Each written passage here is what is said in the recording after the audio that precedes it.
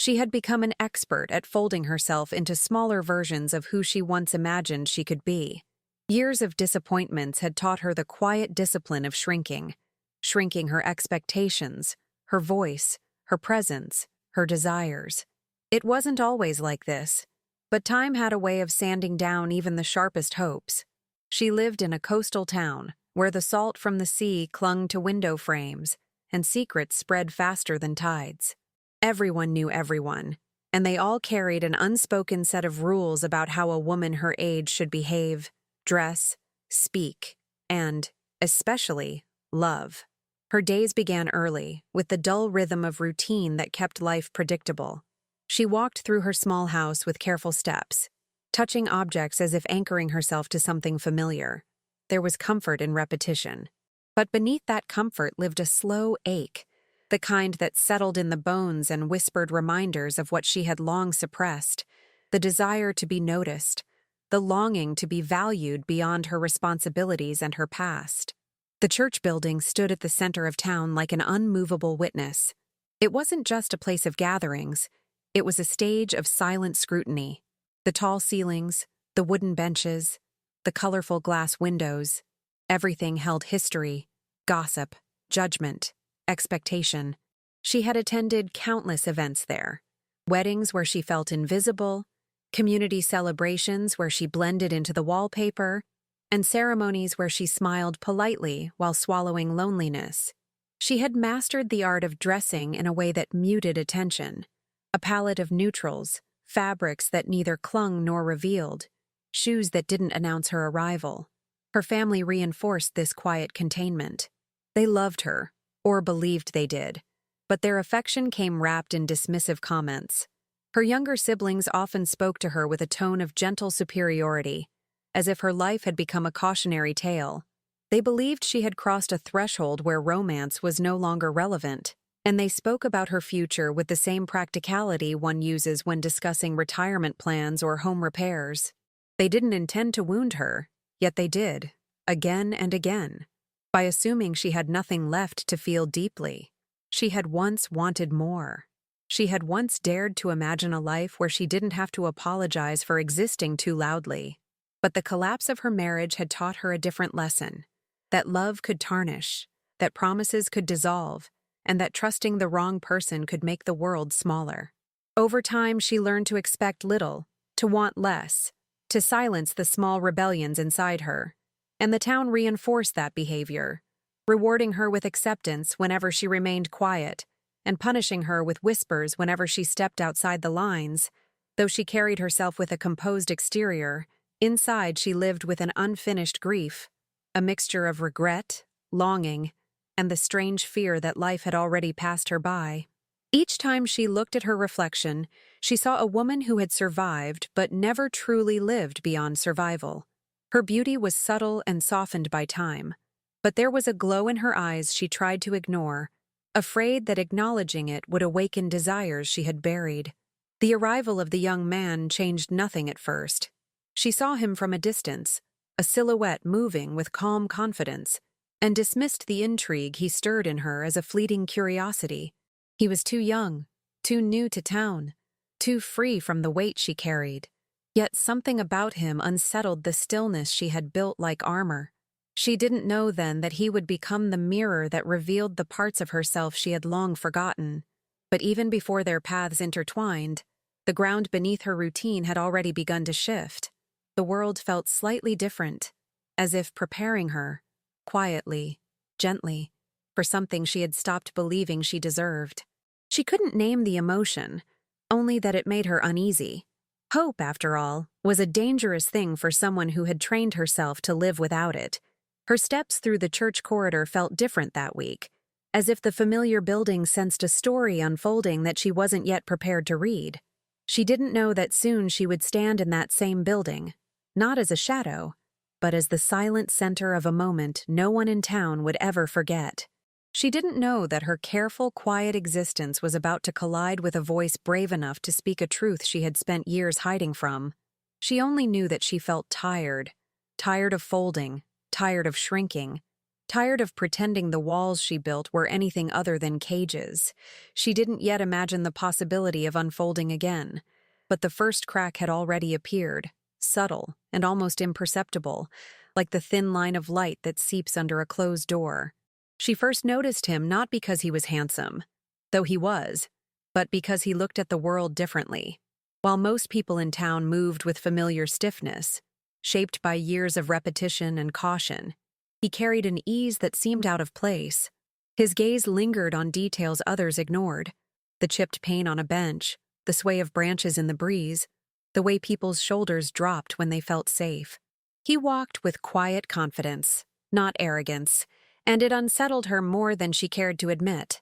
They met in a simple moment. She was leaving the community hall with a stack of papers in her hands when a gust of wind nearly scattered them across the courtyard.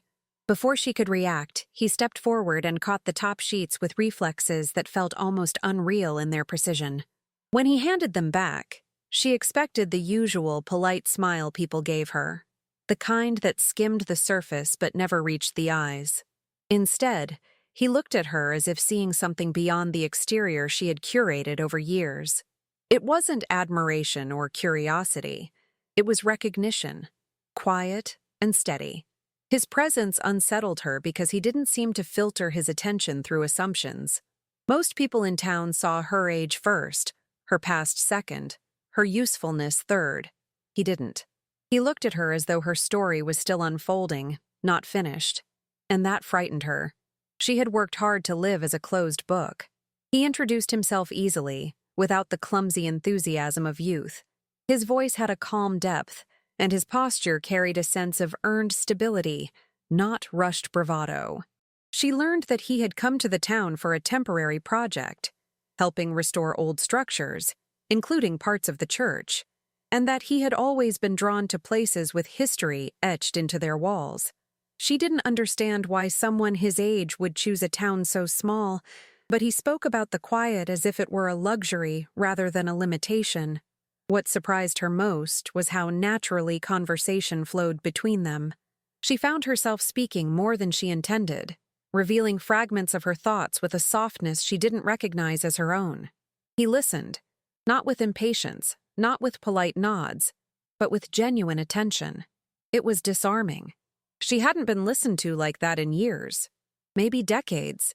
She became aware of her age in a way she rarely allowed herself to be. Standing beside him, she felt both grounded and exposed. The years etched on her skin, the stories embedded in her posture, the lines shaped by laughter and pain. She imagined they all became louder in his presence, not because he judged her, but because she did.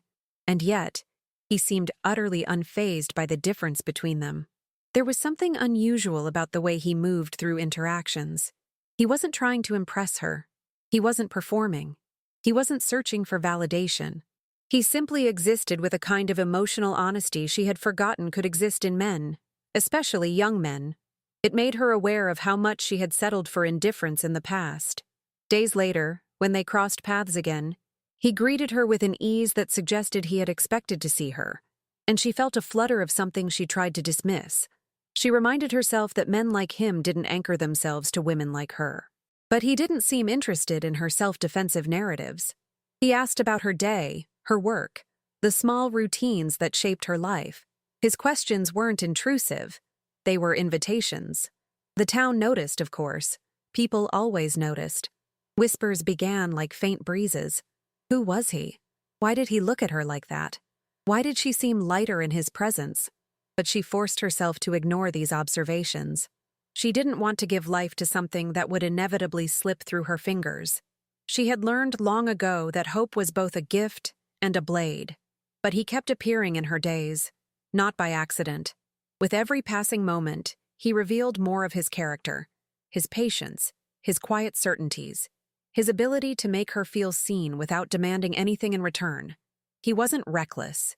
He wasn't naive. He wasn't unaware of the gap in their ages. He simply didn't treat it as an obstacle. And that terrified her more than anything. She felt the weight of 20 years between them like an invisible wall, pressing on her chest, reminding her that desire was a dangerous luxury she could no longer afford. Every glance, Every shared moment carried the unspoken question, is this appropriate? The town's expectations, the gossip, the subtle judgments, all crowded into her mind, creating a labyrinth of doubt.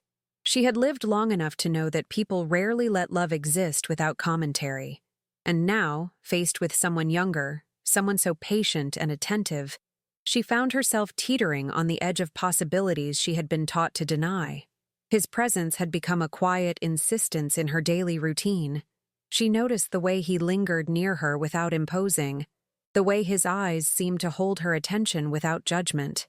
Yet, for every gentle smile or thoughtful gesture, she reminded herself of the years she had lived, the past mistakes she had survived, and the opinions of those who would never understand. It was a constant internal tug-of-war. The desire to let herself be seen clashed with the caution that had safeguarded her for decades. At night, when the house was silent and the distant murmur of the ocean carried through the open windows, she replayed their conversations, searching for a flaw, a reason to retreat. But he never faltered. He never pressed too far. His patience was a mirror reflecting the parts of her she had hidden even from herself. The hope, the longing, the belief that she could still be seen as vibrant, not just as someone safe and unremarkable. She feared that allowing herself to feel would make her vulnerable, yet denying it felt like betrayal to her own heart. The age difference was more than a number. It was a symbol of everything society had warned her about: scandal, judgment, impropriety. She imagined the whispers, the raised eyebrows, the cold calculations of neighbors and acquaintances who measured the appropriateness of her choices. She remembered past relationships where her worth had been minimized, and she feared repeating those patterns, magnified by the scrutiny that inevitably came with the pairing. Yet he challenged those fears simply by existing beside her with ease and calm. Her mind often wandered to questions she couldn't voice. Did she deserve to explore this connection? Could she risk the vulnerability without collapsing under the weight of external opinions? And yet, he made her feel that there was a place where she could simply exist as herself, without apology, without disguise. Each encounter, each moment of shared silence, became a battleground of her own internal contradictions: caution versus curiosity, fear versus longing, resignation versus hope. She watched him carefully, noticing how he navigated the world with a quiet awareness. He listened to others with respect, but he also seemed to understand the unspoken, the delicate nuances of emotions that people often masked. She realized he was not naive. He was deliberately considerate, choosing his words and actions with care.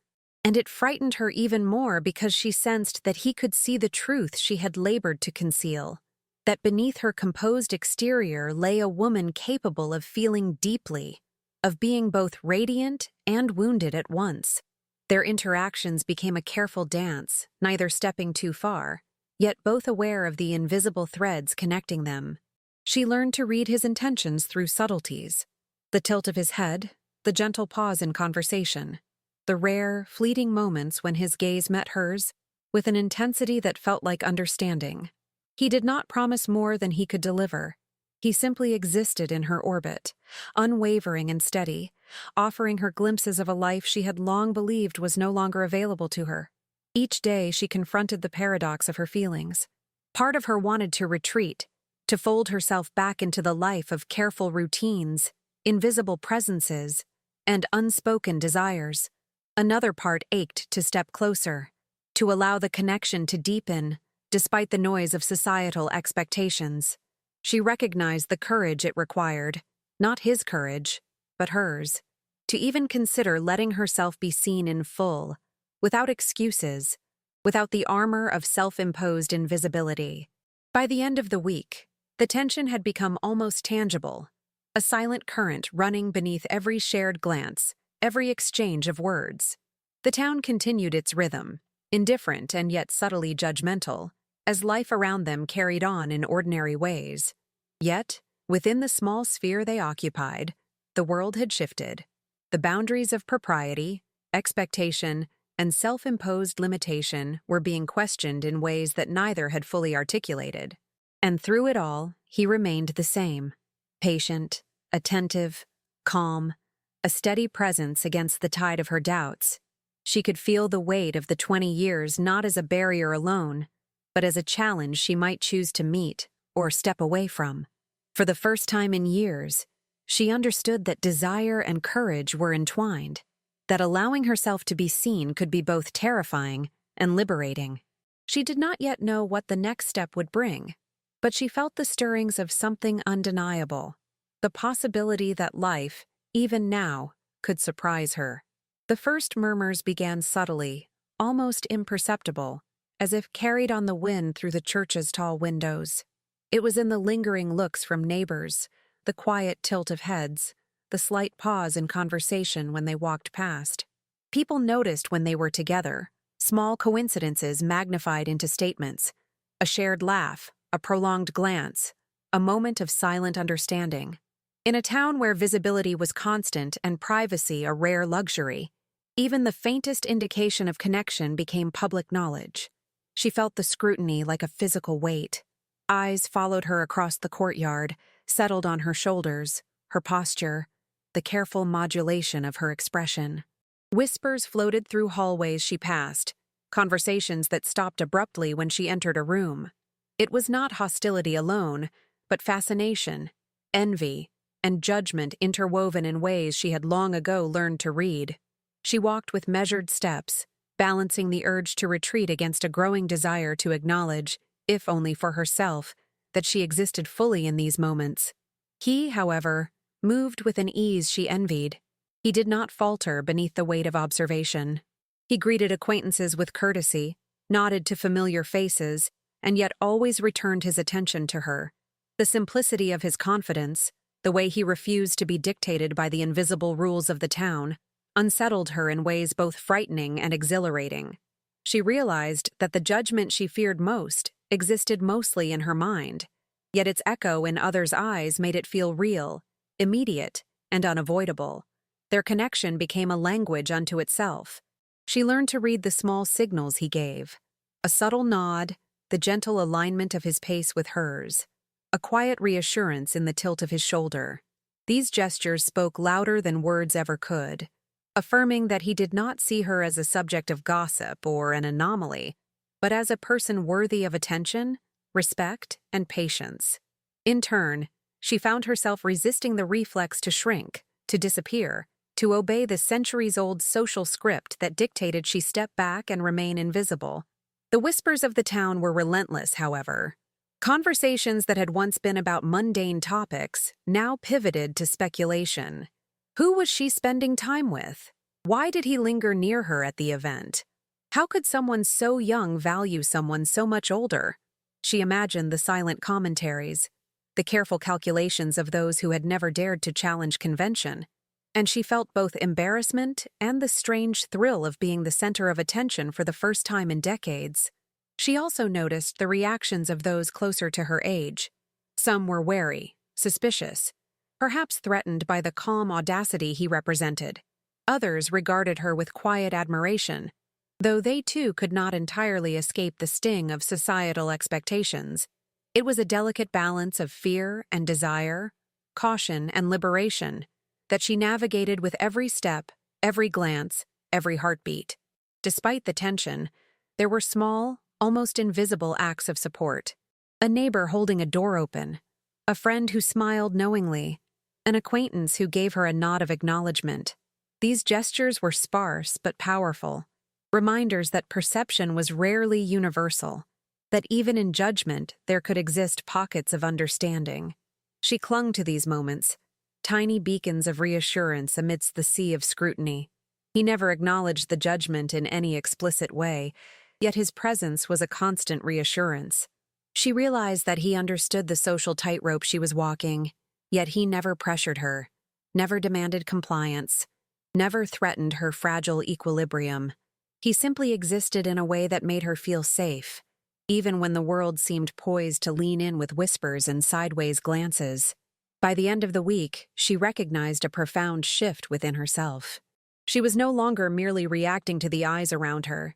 She was testing boundaries, experimenting with the sensation of being visible without apology. Each glance shared, each moment acknowledged, became an act of defiance against the invisible rules that had governed her existence for so long. And in that defiance, she discovered something she had almost forgotten: the quiet, persistent courage that comes from honoring one's own desire, no matter how the world might respond. Her home had always been a stage where she performed careful obedience, never speaking too loudly, never sharing too much of her inner life. But now, with the young man's presence becoming undeniable, the subtle scaffolding of family expectations began to tremble. They noticed, of course, not immediately, but in the way they questioned her routines, in the casual remarks that carried a sharpened edge. Her younger siblings and nieces, conditioned by years of seeing her shrink, whispered with thinly veiled disbelief, "Is she really?" The comments would trail off, leaving the conclusion to the imagination of others. She felt their attention as a pressure, not violent but suffocating. It wasn't that they disapproved explicitly, they framed it as concern, advice, or playful teasing, yet every word felt like a weighing of her worth. Their voices reminded her of all the years she had spent apologizing for existing too loudly, for taking up space, for daring to have desires that did not fit neatly into society's expectations. She recognized the pattern immediately, the subtle but persistent effort to convince her that she needed to moderate her emotions, to retreat, to make herself less noticeable. And yet, she also felt a stubborn surge of resistance. For the first time, someone outside her family had validated her presence, had seen her not as a relic of the past, but as a person capable of stirring connection, of inspiring admiration or desire without shame. He had acknowledged her quietly, but definitively. That validation created a ripple that ran directly into the heart of her family's reactions, magnifying their scrutiny while simultaneously strengthening her resolve. The dichotomy was dizzying. Shame imposed from one side, empowerment from another. She noticed small acts that revealed the depth of their unease.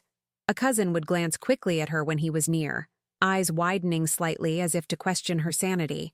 A sister would mention socially neutral topics with a pointed emphasis on propriety, reminding her of the ways she had previously been responsible.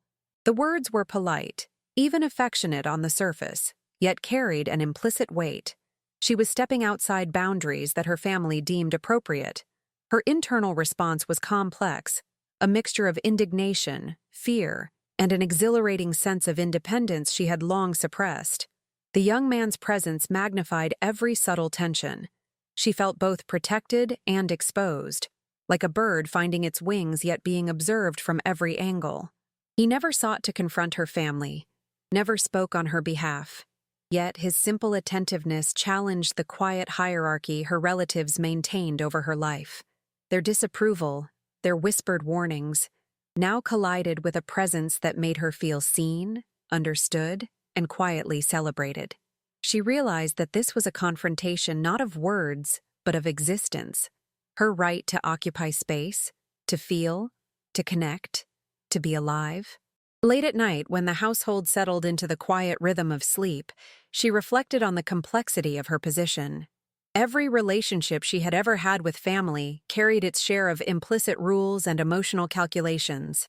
With him, there were no calculations, no imposed measures, and that, paradoxically, felt revolutionary. She had lived decades believing that peace required compliance.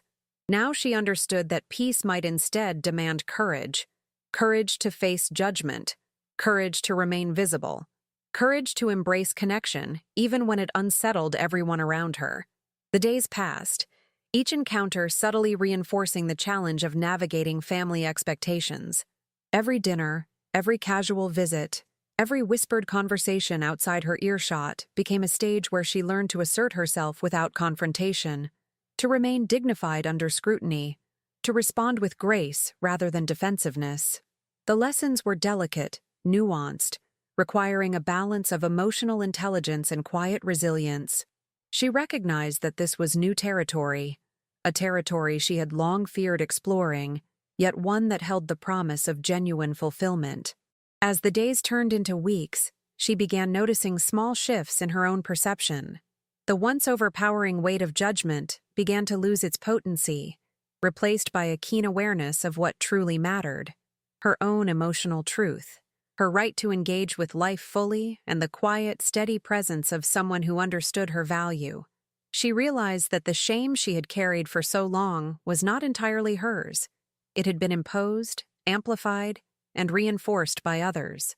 And now, with each act of courage, each step into visibility, she reclaimed a part of herself that had been dormant for decades. By the end of the chapter, she understood the paradox of her position. The same family that sought to constrain her existence had inadvertently prepared her to embrace it. The scrutiny that had once confined her became a backdrop against which her courage and self-possession were highlighted. And in this complex dance between expectation and autonomy, she began to see a future where her choices, her emotions, her connections, her very presence, could exist without apology.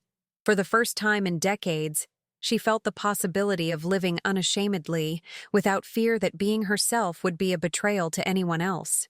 The announcement came like a ripple through the town, subtle but impossible to ignore. The community church would host a major event, a celebration that gathered every family, neighbor, and acquaintance.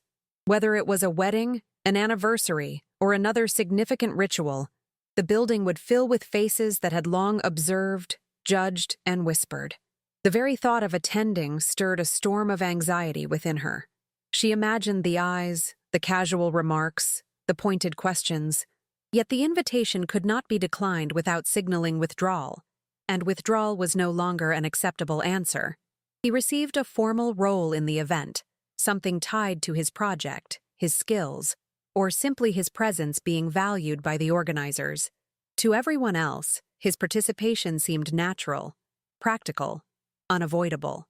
To her, it carried weight she had not anticipated.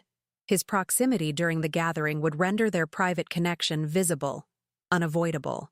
The careful boundaries she had maintained, folding, shrinking, hiding, would no longer hold. Every movement, every glance, every small interaction would now be observed by dozens of pairs of eyes. She rehearsed the possibilities in her mind, scenarios of potential embarrassment, moments of ridicule, and the silent judgments that could follow them for months. She weighed whether the risk of exposure outweighed the pleasure of simply being near him in a shared space. Her heart oscillated between fear and anticipation, the pull of the unknown tugging insistently. The tension became almost physical, pressing against her chest with each imagined scenario, each imagined whisper. Yet she also felt an undeniable current of hope. His presence alone seemed to promise a kind of protection, a quiet reassurance that whatever eyes might see, whatever tongues might wag, she would not be alone. He did not merely accompany her. He seemed to embody a shield, a steadying influence that allowed her to imagine the possibility of entering the church without the usual dread. His patience, his calm, and his unwavering attention created a space in which courage became conceivable. The day of the event arrived with a mixture of ceremonial formality and subtle chaos. Guests arrived in clusters, greetings were exchanged, and the church's tall windows captured shafts of light that danced across polished wood. She walked the familiar corridors with measured steps, noticing how every detail, the echo of footsteps, the sway of fabric, the tilt of heads, carried meaning. Each glance toward him reminded her that the risk she was taking was both profound and necessary. She had lived long enough hiding to know that authenticity demanded courage. Her family observed with curiosity and subtle judgment. Their eyes flickered between him and her, trying to decipher the unspoken. She felt the weight of their scrutiny, the almost imperceptible tension in their posture, yet she also noticed small shifts, an almost imperceptible acceptance, a softening of initial resistance. The contrast between fear and empowerment intensified the emotional stakes of the gathering. Each moment became an intricate dance between visibility and discretion, between vulnerability and strength. She realized, walking into that space, that she was no longer the same woman who had folded herself into invisibility. The presence of someone who saw her fully, without pretense, had transformed the way she navigated both her fears and her desires. The event, though outwardly ceremonial, became a crucible in which she tested her own courage. And in that crucible, She began to sense the contours of a life where judgment did not dictate her choices, where connection could exist without apology. By the end of the day, she understood that the gathering was more than a social event. It was a turning point. The stage was set for moments that would challenge the expectations of the town, confront the constraints of family, and illuminate the depth of human connection. The invitation, seemingly innocuous, had become a catalyst for revelation, a proving ground for the courage she would need when the moment of public declaration finally arrived. The church was alive with anticipation, a living tapestry of expectations and quiet tensions. Sunlight streamed through the colored glass, casting fractured hues across the polished wood floors, illuminating faces both eager and apprehensive. The familiar scent of aged timber mixed with faint incense, creating a sensory cocoon that heightened every heartbeat. She moved through the nave with careful poise, each step measured, aware of the eyes that would inevitably settle on her. The congregation's murmurs rose and fell like the tide, a rhythmic reminder that the entire town's attention had converged upon this space. He stood nearby, calm and composed, his presence a steadying force in the sea of anticipation. Unlike her, he did not falter under observation. He allowed his gaze to linger on her not with judgment or evaluation, but with quiet affirmation. She felt both exposed and protected, a contradiction that made her pulse race and her mind reel. Every detail of the church, the towering ceilings, the rows of pews, the golden embellishments catching the light, seemed magnified in intensity, as if the building itself understood the significance of the moment about to unfold. The event reached the point where he was expected to speak. The congregation's attention shifted, hushed and expectant, as he stepped forward. Polite nods and murmurs punctuated the air, the kind of restrained attention reserved for those who hold authority or bear special recognition. She could feel the weight of all those eyes upon her, sensing the silent story woven between them. It was a story of resilience, of courage, of an unspoken bond that defied the usual measures of propriety and expectation. He began to speak, and the sound of his voice carried not arrogance, but certainty.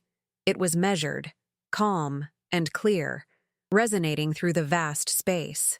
And then he directed it toward her, not with words that demanded attention, but with statements that revealed truth. He acknowledged her presence, not by name, but by the subtle affirmation of her worth, the recognition of her courage and dignity. He spoke of qualities that had always existed within her, qualities overlooked by the town, dismissed or ignored. His voice, steady and unwavering, made her heart ache with a mixture of relief and pride. The congregation listened, some with open disbelief, others with quiet astonishment. The air shifted, the invisible rules of judgment trembling under the clarity of his words. He did not confront anyone directly. He did not challenge propriety with aggression. Instead, he affirmed what had long been denied, making visible the truth she had spent decades concealing. Each phrase was carefully crafted, a balance of eloquence and humility, defying the town's expectations without chaos, commanding attention without confrontation. She felt a strange liberation as his words washed over her. For decades, she had internalized the subtle shaming of a community that believed she should remain invisible. Now, she was seen, not as an object of pity or curiosity, but as someone whose existence mattered, whose choices were valid, whose presence was unassailable. The tension in her chest eased slightly, replaced by a sense of profound vindication, a feeling that the invisible walls constructed by society and family were no longer absolute. The moment hung in the air, suspended between disbelief and revelation. She could see the subtle shifts in the faces around her, the raised eyebrows, the softened lips, the momentary stillness of judgment. The congregation, accustomed to quiet protocol, had been given a truth they could not easily dismiss. Her heart swelled with a mixture of vulnerability and quiet triumph, recognizing that the courage of another could illuminate her own, that the act of speaking in her defense had shattered the rigid silence of expectation. When he stepped back, the room remained still for a heartbeat too long, as if the collective breath had been held. And then the murmurs began, layered with curiosity, astonishment, and the faintest hints of admiration. She realized that the silence they had maintained for decades, one that dictated behavior, appearances, and social alignment, had finally been broken. And in that break, she felt the first true sense of agency she had known in years. In that instant, she understood the depth of the moment. It was not just about the words spoken, but about the validation of her existence, the assertion of her dignity, the declaration that her life, her choices, her emotions were neither trivial nor disposable. And in that sacred, echoing space, she began to see the possibility of life beyond invisibility, a life where she could claim her right to be both seen and cherished. Regardless of the judgments that lingered beyond the walls, the event continued. Yet the atmosphere had shifted irrevocably. What had been routine and ceremonial now carried the weight of revelation. The congregation, though outwardly polite, buzzed with hushed speculation. Conversations that had previously centered on ordinary topics now pivoted subtly, inevitably, toward the moment he had spoken. She felt the invisible currents of gossip brush against her like cold fingers, and with each passing whisper, she recognized the power of truth spoken aloud. Her family's reactions were complex and layered. Some masked disapproval with thin smiles and carefully measured questions, attempting to navigate the social currents without openly challenging the moment. Others displayed discomfort so subtle it could have been mistaken for nervousness. Yet a few, perhaps recognizing the dignity inherent in what had occurred, softened their expressions, offering silent acknowledgement. She perceived each micro-gesture, each shift in posture, as part of an intricate choreography of perception and judgment. She felt herself oscillating between vulnerability and relief. The words he had spoken had lifted a burden she had carried for years, a quiet shame imposed by unspoken societal rules. And yet, being at the center of the community's attention brought a new tension. Every glance, every murmur, every sideways look became amplified. The town's gaze, once indifferent to her desires, was now engaged, attentive, and opinionated. The dichotomy was exhausting, yet strangely exhilarating. Despite the scrutiny, she found solace in his presence. He did not retreat, did not shy away from the attention she had feared. Instead, he remained close, steady, a constant anchor amid the swirling sea of judgment. His calm demeanor, his subtle expressions of support, allowed her to navigate the social storm with dignity intact. She realized, with a mixture of wonder and gratitude, that his courage had given her a new sense of freedom, the freedom to exist openly, fully, without apology. The congregation, meanwhile, struggled to reconcile expectation with reality. Some whispered in disbelief, unable to fully integrate the notion that someone had publicly acknowledged a truth that had long been invisible. Others regarded the moment with muted admiration, recognizing the bravery inherent in speaking and in being seen.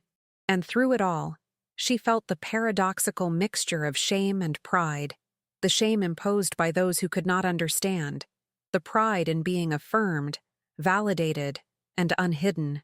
She observed the subtle shifts in relationships, the recalibration of social hierarchies within the church. Those who had wielded quiet authority through judgment now found their influence challenged by the simple act of truth spoken clearly and without defensiveness. She sensed the ripple effects, questions unasked, assumptions reconsidered, the town beginning, perhaps unconsciously, to recognize that the narratives they had imposed were not absolute. At the same time, small gestures of support appeared unexpectedly. A friend who offered a discreet nod of acknowledgement, a neighbor who lingered a moment longer in conversation, a distant relative who smiled with recognition rather than critique. Each act, subtle but meaningful, reinforced the quiet revolution initiated by his words. She felt herself standing taller, not with arrogance, but with a newfound clarity of presence and self-respect. She reflected on the magnitude of what had occurred. The whispers, the glances, the measured reactions, all were external manifestations of a truth she had long known internally. Her worth was not contingent on the approval of others. And in this public moment, that internal truth had been mirrored, amplified, and confirmed. She felt a profound sense of liberation, a quiet assertion of self that no murmured judgment could diminish. By the evening's end, she understood the dual nature of her experience. She was both subject and witness, both scrutinized and empowered.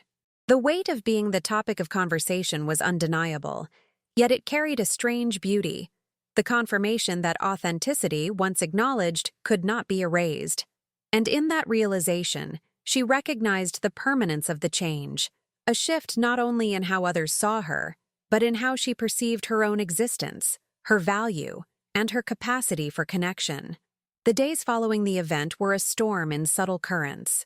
The town's collective consciousness seemed to churn quietly beneath the surface, alive with reflection, speculation, and judgment. Every familiar face carried a memory of that day, a replay of his words that refused to be forgotten. She felt it everywhere, in casual conversations that veered unexpectedly toward her, in the lingering glances of acquaintances, in the faintly cautious tone of family members. Her life, once predictable and contained, now pulsed with attention she had never requested, yet could not ignore. Her own emotions were equally turbulent, relief and pride intertwined with anxiety and fatigue. She walked through streets that once seemed familiar, only to find them slightly altered by perception. The knowledge that the town had witnessed her affirmation made every step heavier, yet somehow lighter. She realized that courage, once unleashed in such a public way, could not be confined. It radiated beyond the walls that had contained it, reaching far into the routines and interactions she had taken for granted. Even her family, previously confident in their subtle authority over her choices, found themselves navigating new territory. Some responded with disapproval veiled in polite words, others with attempts to redirect her focus, urging caution as though protecting her from imagined consequences. She recognized their intentions, however misguided, and felt a mixture of frustration and empathy. Their discomfort was a mirror of the societal pressures she had carried for years, now magnified by her willingness to stand visibly in the space of possibility. In contrast, the young man remained a constant, grounding presence. He offered no public declarations beyond what he had already done, yet his calm persistence in the background reinforced her sense of agency. Every gesture, every look, every quiet acknowledgement became a subtle reinforcement of her right to exist fully, unshamed and unapologetic. He understood that courage was not a single act, but a sustained presence, a daily negotiation with fear and expectation. She became acutely aware of how the town processed the event. Some whispered with delight, interpreting the moment as scandalous entertainment. Others contemplated its implications more deeply, recognizing the disruption of long-held assumptions about propriety and expectation. And in these varied responses, she discovered the profound lesson that the courage of one could unsettle many, forcing reflection in ways that no argument or logic could achieve. It was a quiet revolution of perception, subtle yet irreversible in its impact. Her internal world, however, remained the primary battleground. She wrestled with the lingering question of how to inhabit the freedom granted to her without succumbing to anxiety. The attention she received was a double-edged sword, empowering yet demanding. Each social encounter carried potential pitfalls, each casual comment a reminder of the fragility of perception. And yet, the taste of authenticity, of unguarded visibility, was intoxicating.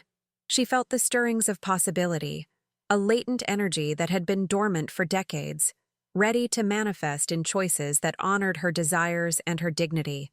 Small, unexpected gestures reinforced her resilience.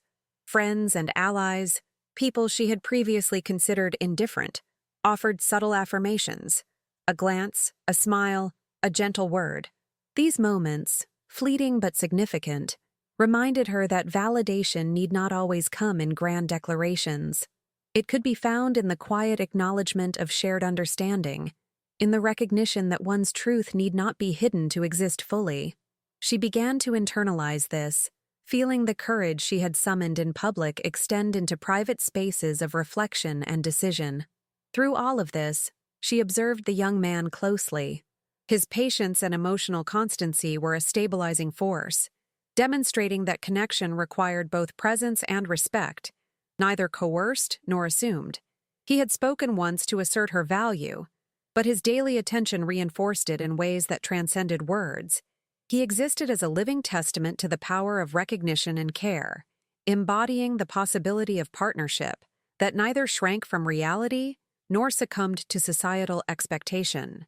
By the end of the week, she had begun to navigate her world with a new perspective. The courage that had once seemed confined to a single moment within the church now informed her daily existence. She moved through the town differently, subtly but undeniably transformed. The fear of judgment persisted, as it always would, yet it no longer dictated her behavior. She had glimpsed the profound impact of courage expressed openly, and she understood that it could not be contained or undone. She sensed, finally, that the path forward would demand continued bravery, not just in public displays, but in everyday acts of visibility, authenticity, and self-respect. And in that understanding, she found the quiet assurance that her life, though long and marked by restraint, was not over. It was merely entering a new chapter, one defined not by the judgments of others, but by the courage to be seen, and the wisdom to claim her own space in the world. She had reached a threshold, a moment where reflection demanded a decision: continue shrinking into the life she had known, or embrace the possibility of existence unmediated by fear, judgment, or expectation. Years of self-effacement had created a delicate equilibrium, one that allowed her to survive but never fully live. The event in the church, his presence, and the subsequent attention from the town had destabilized that balance. She realized that to continue hiding would be to betray the courage she had been gifted, a courage voiced in public yet requiring daily affirmation. The options were stark. Withdrawal promised safety, a life of quiet repetition, minimal scrutiny, and the familiar camouflage of invisibility. Engagement promised exposure, challenge, and confrontation, yet also the potential for authentic connection, self-recognition, and liberation from decades of restraint. She felt the tension like a physical pulse, each heartbeat demanding choice, each breath a reminder of her agency. She remembered the countless moments she had denied herself, laughs not shared, glances not returned, desires suppressed, emotions folded like paper into unnoticeable shapes. Each recollection stung, each memory pressed her toward action. The presence of the young man amplified these reflections. He neither forced her hand nor demanded compliance. He simply existed as a mirror to her courage, his calm attentiveness highlighting the absurdity of the fear she had allowed to dominate her decisions.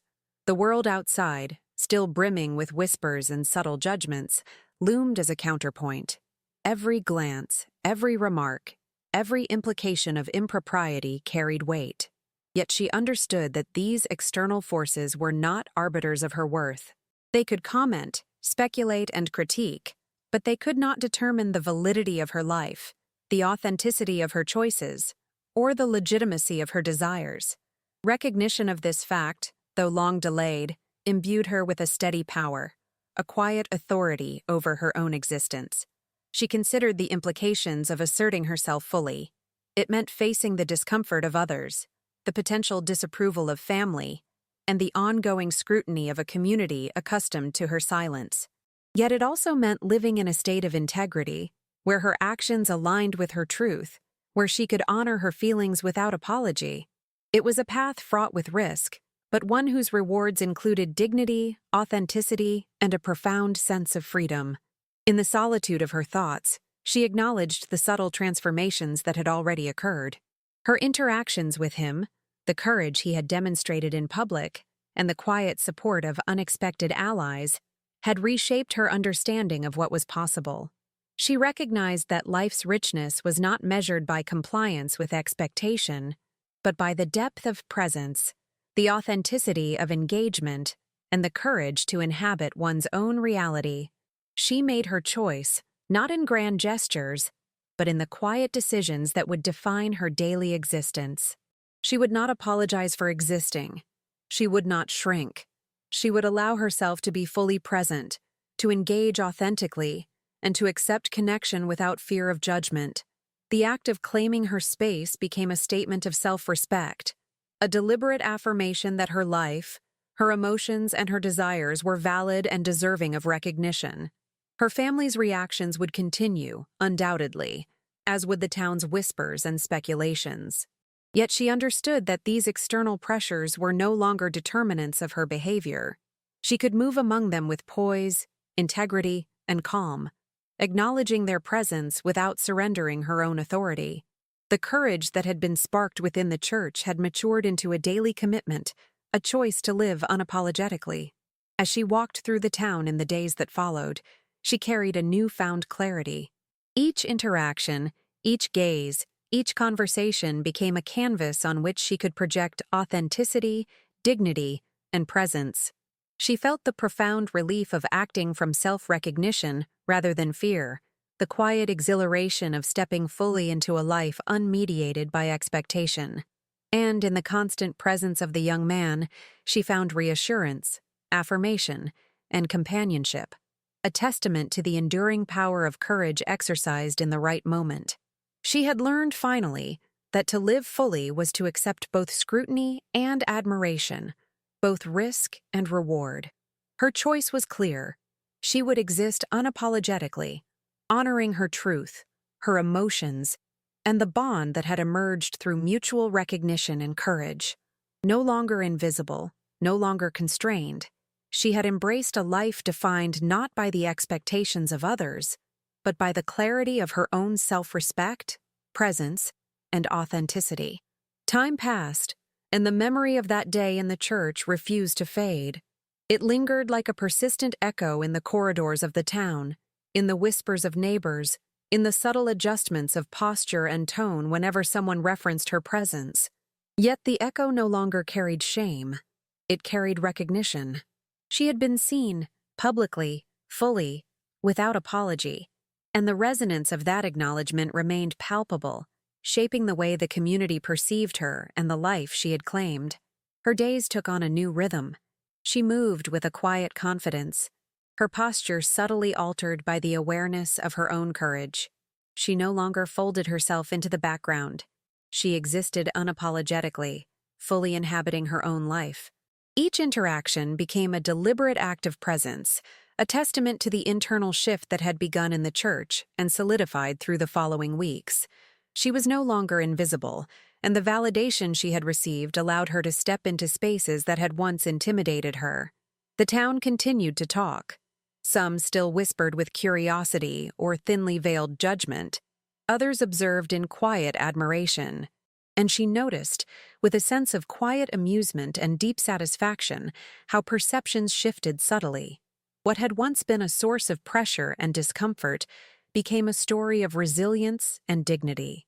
People who had doubted her, who had assumed her life to be overrun by invisibility and resignation, now observed a woman who had reclaimed her narrative and her right to exist fully. Her family, too, adapted, some faster than others. The initial discomfort gradually gave way to a grudging acceptance, and in some cases to admiration. They saw, in the wake of the public affirmation, the strength that had always been present beneath the surface. Even those who had struggled with envy or skepticism recognized that she had acted with integrity, that her choices were deliberate, thoughtful, and reflective of a life lived with authenticity.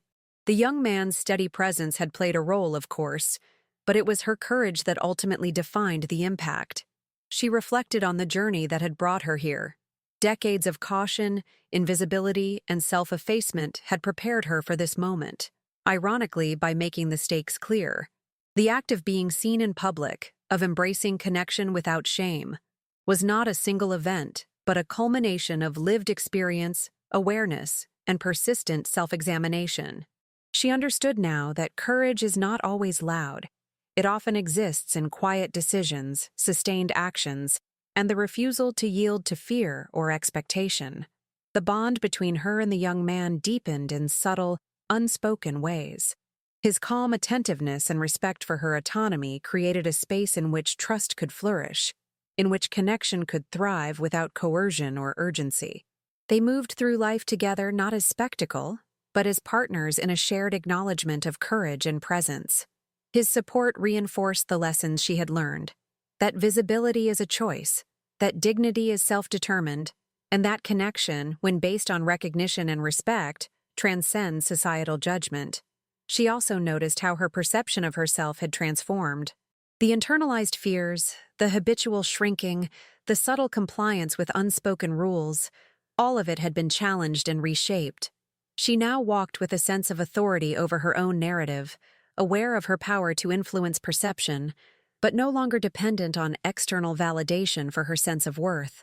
The courage of that day had sparked a lasting internal revolution, one that informed her choices, her interactions, and her self-awareness. As months unfolded, the story of the church event remained a point of reference for the town. It was discussed in hushed tones, recounted with admiration or disbelief, and often cited as a lesson in courage and authenticity. And yet, for her, the story held deeper significance. It was a marker of transformation, a testament to the reclamation of her own life and presence. She carried it not as a trophy, but as a quiet, sustaining truth, a reminder that visibility and dignity are earned through action and acknowledgement of self-worth. In her private moments, she reflected on the layers of emotion tied to that day: fear, anticipation, vulnerability, courage, and validation. She recognized the profound impact of being seen, and the lasting change it had triggered in both her internal landscape and the external world she inhabited. She understood that the courage displayed in public had reverberated in ways subtle but irreversible, altering relationships, perceptions, and her own approach to life. And so she moved forward, fully present, fully herself, with the young man by her side as a silent affirmation of the choices she had made. The town might remember the words spoken in the church forever, but more importantly, she remembered the truth they represented: that life, even after decades of restraint, could still hold moments of revelation, validation, and the freedom to exist unapologetically.